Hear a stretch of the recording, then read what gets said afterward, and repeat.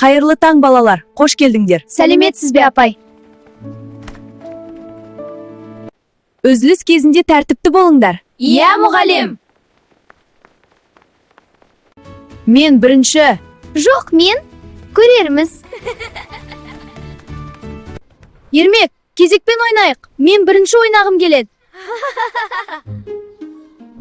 Апай, Ермек сырғанаққа таласты. Түсінікті, рахмет айтқаның үшін. Балалар, біз не үшін ереже сақтаймыз? Бір-бірімізге әділ болу үшін. Ал ережені сақтамасақ не болады?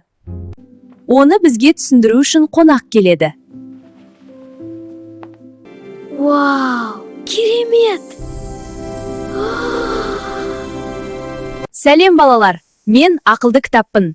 Заң мен ереже бәрімізге ортақ. Иә, заң бәрімізге ортақ. Ал заң деген не? Заң қауіпсіз өмір сүру үшін қойылған тәртіп.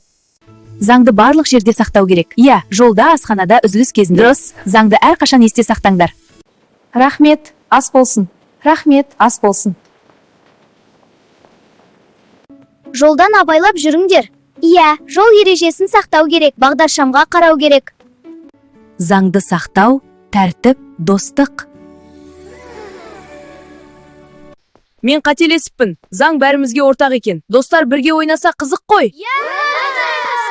Заңды сақтау, өзіңді және өзгелерді құрметтеу. Иә, мұғалім. Біз сақтаймыз.